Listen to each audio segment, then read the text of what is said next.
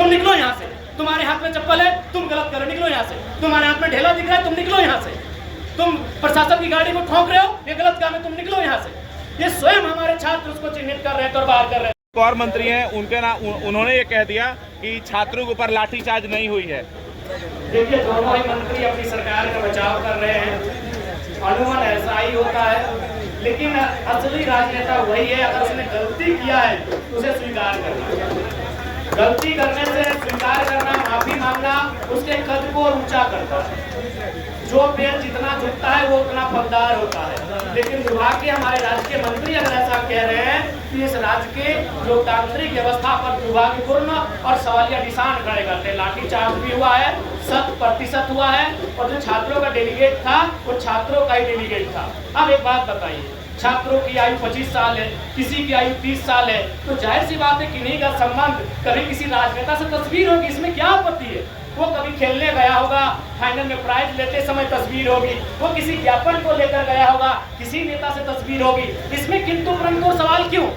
क्या छात्र का किसी नेता से तस्वीर होना ये गुनाह है? क्यों गुनाह है भाई, ये सवाल क्यों?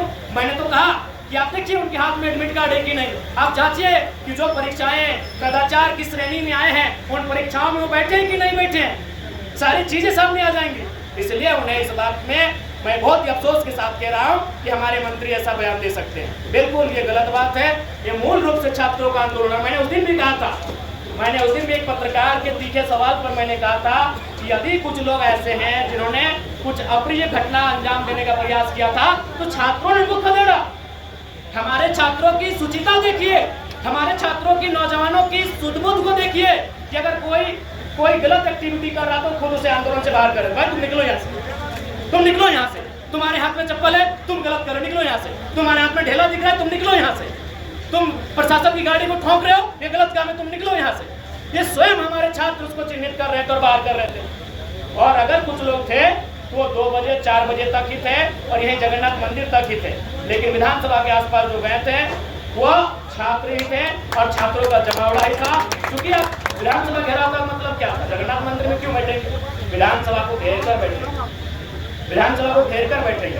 भाई विधानसभा के प्रति छात्रों के आशाएं हैं, उम्मीदें हैं, जहाँ से राज्य के नियम कानून संचालित होते हैं, तो वहाँ हम घेर कर बैठेंगे। और हमारा छात्रों का मकसद तो ये था कि हम साथ विधायक मंत्रियों को भी वहाँ घेर लें मतलब उनको नुकसान ना करें। हम तब तक उनको घेर के रखें जब तक कि ये मांग हमारी पूरी ना हो।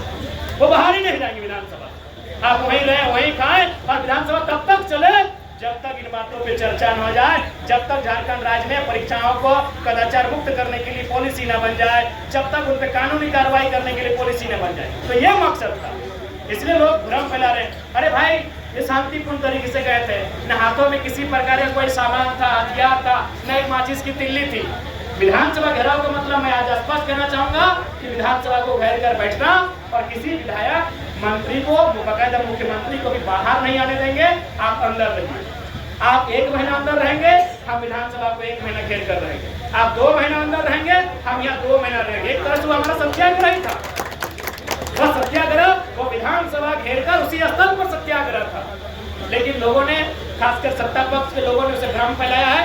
कोई भ्रम की बात नहीं। हमारा मकसद यही था कि विधायकों को, मंत्रियों को, वहाँ समस्त 81 लोगों को घेर कर रखें कि आप पॉलिसी बनाकर बाहर निकलें, आप हमारी मांगों को पूरा करके बाहर निकलें। यही तो मकसद था। आज हम जाते हैं मुख्यमंत्री आवास घेराव कर, इसका मतलब क्या है कि हम उनके घर की ईंटों को निकाल के ले आएंगे, उनके घर की खिड़कियों को निकाल कर ले आएंगे, उनके घर के पर्दों को निकाल कर ले आएंगे, उनके घर के मैंने दरवाजों को निकाल कर लेंगे। नहीं, हम इसलिए घेरना चाहते हैं कि मुख्यमंत्री खाली इस काम को करिए, तभी तो आपको बाहर निकलने देंगे, नहीं तो अंदर ही रहिए जब तक काम पूरा नहीं।